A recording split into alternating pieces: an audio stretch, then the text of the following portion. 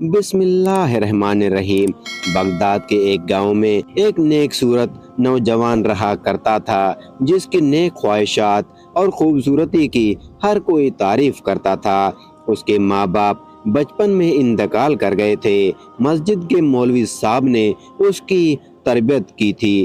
جب وہ بڑا ہو گیا، اپنا بنانے اور کمانے لگا، اس کے گھر میں ایک چھوٹا سا طوطا بھی رکھا ہوا تھا۔ وہ نوجوان اپنے گھر میں قرآن پاک کی تلاوت کیا کرتا تھا اور طوطا بھی پاس ہوتا۔ آہستہ آہستہ وہ طوطا بھی قرآنی آیتیں سیکھ گیا اور ان کو زبان میں ادا کیا کرتا تھا۔ وہ طوطا تھوڑا تھوڑا بولا کرتا تھا۔ اللہ والے وہ نوجوان اس طوطے کو یہی سکھایا ہوا تھا کہ ہمیشہ سچ بولنا، سچ بولنے والے کو اللہ تعالیٰ بہت پسند کرتا ہے۔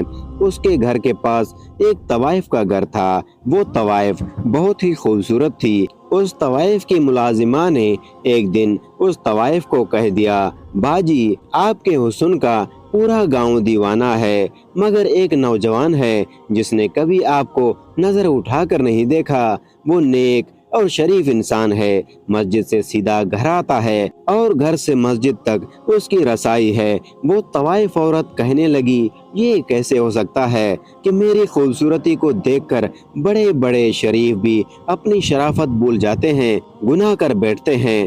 یہ کون سا اتنا بڑا عالم و حافظ ہے جو مجھے نہیں دیکھتا؟ اس کی ملازمہ نے کہا، آپ چاہو تو آزما کر دیکھ لو۔ اس نے کہا، ٹھیک ہے۔ اب اس طوائف نے اپنا بیس بدلا اور ایک شریف لڑکی کے کپڑے پہن کر مسجد کے دروازے کے آگے جا کر کھڑی ہو گئی، تاکہ جب بھی وہ لڑکا آئے اس کو کسی نہ کسی بہانے سے بلا سکے، بہکا سکے۔ وہ لڑکا جب بھی نماز پڑھنے آتا، کبھی بھی نظر اٹھا کر اس کی طرف نہ دیکھا، نظر جھکا کر مسجد میں جاتا، نظر جھکا کر واپس اپنے گھر کو چلا جاتا۔ بات کرنا تو بہت دور کی بات تھی۔ اسی طرح کئی دن گزر گئے، مگر اس لڑکے نے اس کو ایک نظر بھی اٹھا کر نہیں دیکھا۔ ایک دن وہ بیمار ہو کر گر گئی۔ اس نوجوان نے جب ایک لڑکی کو یوں زمین پہ پڑے ہوئے دیکھا تو اس نوجوان نے سب سے پوچھا کہ یہ لڑکی کون ہے؟ وہاں کھڑے ہر انسان نے کہا، اس لڑکی کو نہیں جانتے، کیونکہ اس طوائف نے اپنا بیس بدلا ہوا تھا۔ وہاں کھڑے لوگوں نے کہا کہ یہ کسی غریب گھر کی لڑکی معلوم ہوتی ہے۔ اس اللہ والے نوجوان نے کہا کہ اس کو اٹھائیں اور میرے گھر پر پہنچا دیں۔ اس کو اٹھا کر اس کے گھر میں لایا گیا اور لڑکی خوش ہو گئی کہ میرا پہلا وار کامیاب ہو گیا۔ اب میں اس نوجوان کو، اس اللہ والے انسان کو آسانی سے بہکا سکتی ہوں، اور رات کی تنہائی میں بہکانا اور بھی آسان ہوگا۔ وہ لڑکا عشاء کی نماز پڑھنے مسجد میں گیا۔ وہ عورت اس کا انتظار کر رہی تھی۔ اس نے آ کر پوچھا، آپ کی طبیعت کیسی ہے؟ وہ بدکار عورت کمزوری کا بہانہ بنانے لگی اور آنکھوں ہی آنکھوں میں شیطانی ساتھ ہی اپنے حسن نزاکت کو دکھانے لگی۔ اس بدکار عورت نے ہر طرح کی تیر چلائے، مگر وہ اللہ والے نوجوان کو اپنے جال میں پھنسانے میں ناکام ہو گئی۔ وہ تھک ہار کر لیٹ گئی اور سوچنے لگی، ایک بوڑھا بھی ہوتا تو وہ بھی میرے پیچھے آ جاتا۔ یہ پتہ نہیں کس مٹی کا بنا ہوا ہے کہ میرا کوئی اشارہ نہیں سمجھ رہا۔ اس اللہ والے نوجوان نے اس سے پوچھا، آپ کا اس دنیا میں کون ہے؟ ماں باپ کہاں ہیں؟ اس کا گھر کہاں ہے؟ اس نے کہا، اس پوری دنیا میں میرا کوئی نہیں ہے، اور یہ کہہ کر وہ رونا شروع ہو گئی۔ اس اللہ والے نوجوان نے جب یہ سنا تو اس کو بہت دکھ ہوا اور اس کو کہنے لگا کہ آپ میرے لیے غیر ایک محرم ہیں اور آپ کا میرے ساتھ رہنا ٹھیک نہیں ہے۔ اس بدکار عورت نے جب یہ سنا تو کہنے لگی، میں کہاں جاؤں گی؟ اس نوجوان نے کہا کہ آج رات آپ میرے ساتھ یہاں ٹھہر سکتی ہیں، مگر صبح آپ کو جانا ہوگا۔ یہ سن کر وہ بدکار عورت کہنے لگی کہ کس طرح اس سے گناہ کرواؤں، مگر پھر بھی وہ تھک ہار کر ہر لحاظ سے ناکام رہے۔ صبح اس اللہ والے نوجوان نے مولانا صاحب سے مشورہ کیا کہ ایک غریب عورت میرے گھر میں رہ رہی ہے، میں بہت پریشان ہوں، کیا کروں؟ مولانا صاحب نے کہا، اگر اس کے پیچھے کوئی نہیں، غریب ہے، لاوارث ہے، تو پھر تم اس سے نکاح کر لو، نوجوان ہو، آخر شادی تو کرو گے۔ उस नौजवान ने वापस आकर उस लड़की को बताया कि मौलाना साहब कह रहे हैं मैं तुमसे निकाह कर लूं। ये सुनकर वो खौफजदा हो गई।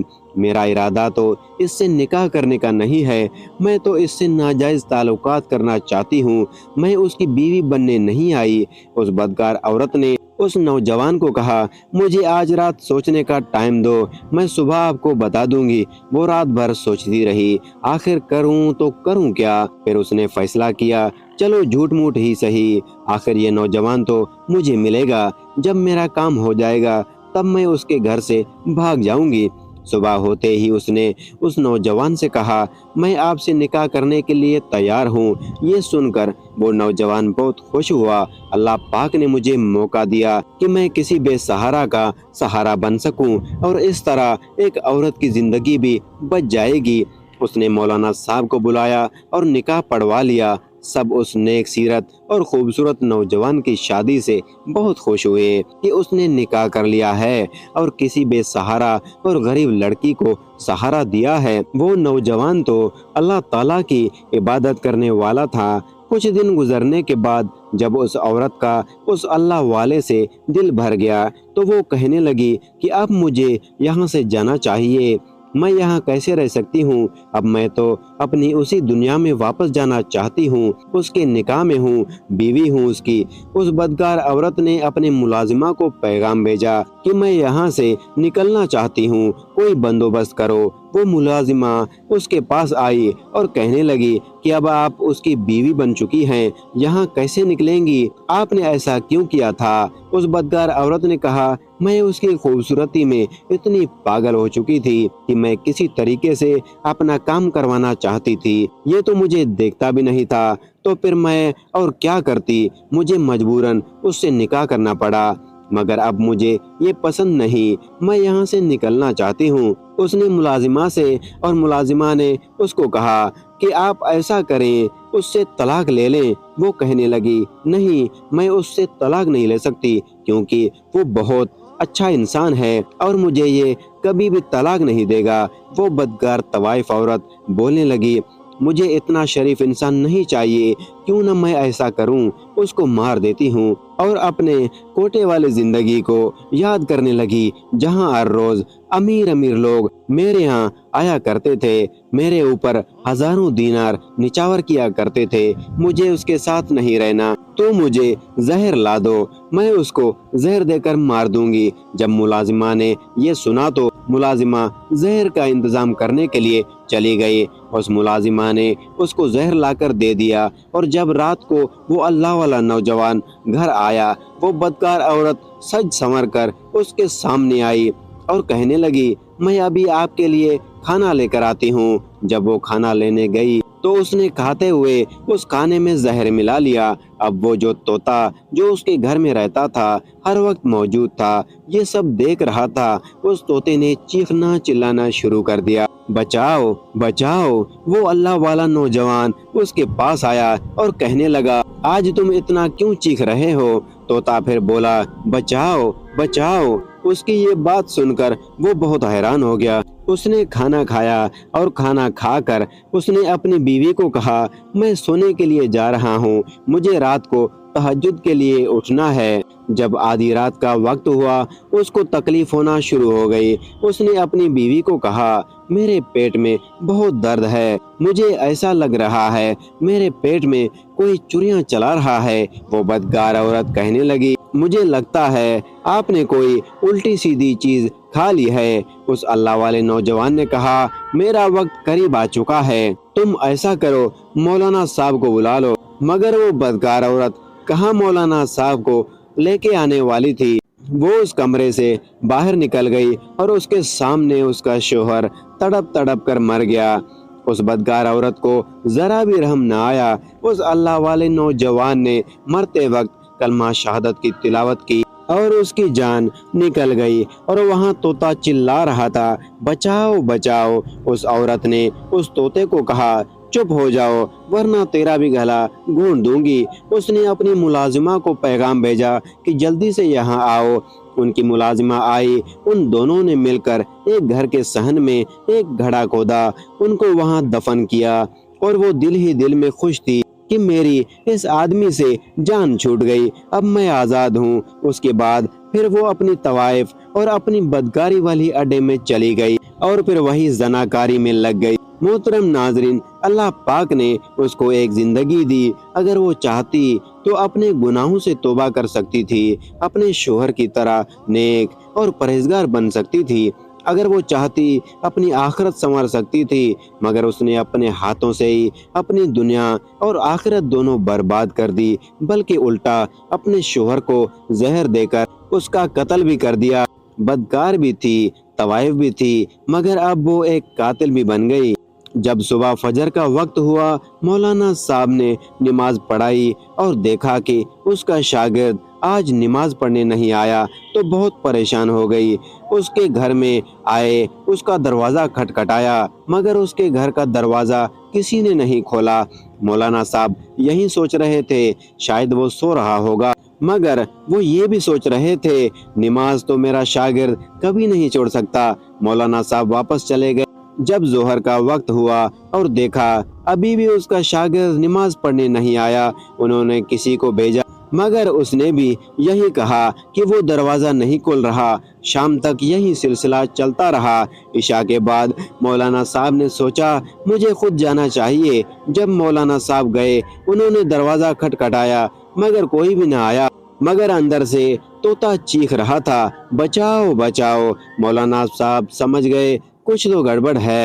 انہوں نے پورا محلہ اکٹھا کیا، دروازہ توڑا، اور جب دروازہ توڑ کر اندر داخل ہوئے تو دیکھا کہ گھر خالی تھا، سوائے اس طوطے کے اس گھر میں اور کوئی نہ تھا۔ اور وہاں سب یہی سمجھ رہے تھے کہ میاں بیوی کہیں گھومنے چلے گئے ہوئے ہیں۔ رات کو تہجد کا وقت ہوا، مولانا صاحب کو بے چینی محسوس ہونے لگی۔ انہوں نے اپنی بیوی سے کہا، مجھے ایسا لگتا ہے کہ میرا شاگرد تکلیف میں ہے، وہ کسی نہ کسی پریشانی میں ہے۔ ان کی بیوی نے کہا، نہیں، ان کی نئی نئی شادی ہوئی ہے، ہو سکتا ہے میاں بیوی کہیں گھومنے گئے ہوں۔ مولانا صاحب نے کہا، وہ مجھے بنا بتائے کہیں نہیں جا سکتا۔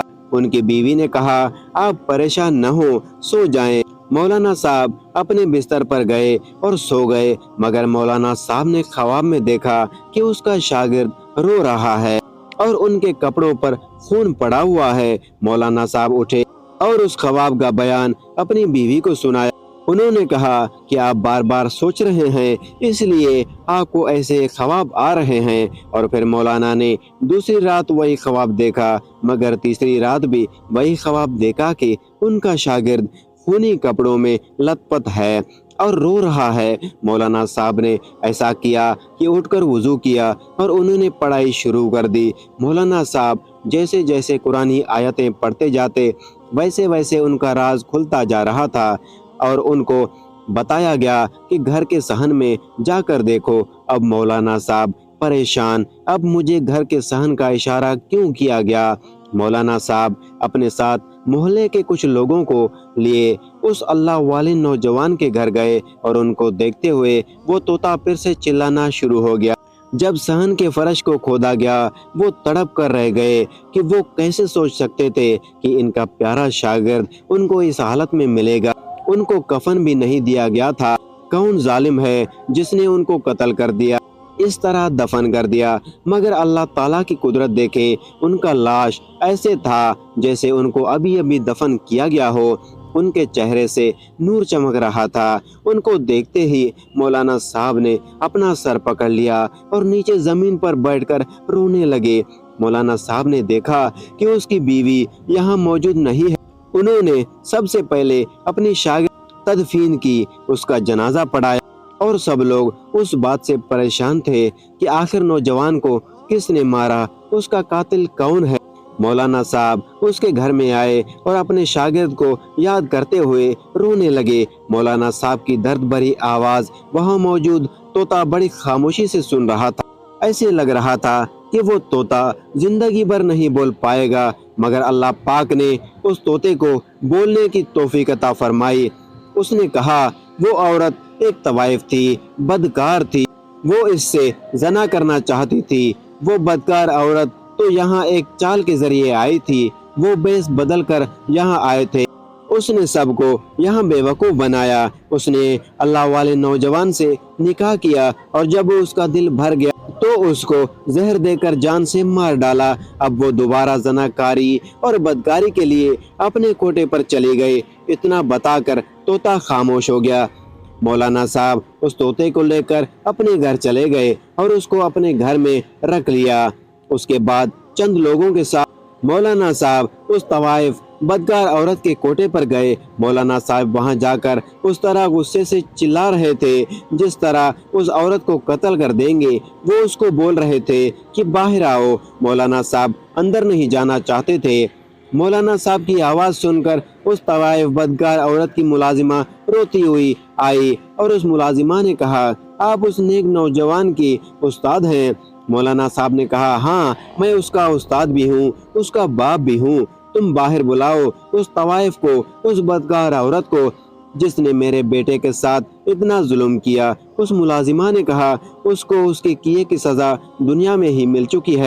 जिस रात उसने अपने शोहर को मारकर उस बदकारी के अड्डे में आई, वो बहुत खुश थी। तैयार होकर बदकारी के लिए निकल रही थी कि एकदम उसकी जिस्म बदलना शुरू हो गई और देखते ही देखते उसका जिस्म एक बंदर के शक्ल में बदल गई और उसको हमने एक कमरे में कैद कर दिया है क्योंकि उसका चेहरा देखकर हमको खौफ आता है। अस्तगफुरुल्लाह।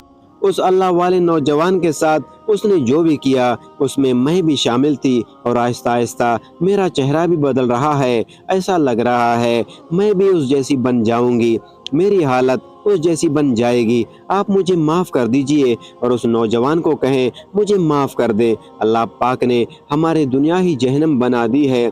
उस मौलाना साहब ने कहा, अल्लाह पाक ने तुम्हारी सज़ा तो तुम्हें दुनिया में ही दे दी, अब मैं क्या कर सकता हूँ? मेरा बेटा तो शहादत की मौत पा चुका है, मगर तुम्हारी मालकिन तो हमेशा के लिए बंदर की शक्ल में रहेगी। मोहतरम नाजरीन, देखें अल्लाह पाक ने किस तरह एक बदकार औरत को दुनिया ही में सज़ा दे दी। अल्लाह पाक दुआ है कि हमें नेक अमल करने की तौफीक अता फरमाए और सबक आमूज़ वाक़या से कुछ सीखने की तौफीक अता फरमाए। इस वीडियो को दूसरे लोगों तक शेयर कर दें। हो सकता है आपके एक शेयर से ये बात किसी के दिल में उतर जाए और हम सब के लिए सदका जारिया बन जाए।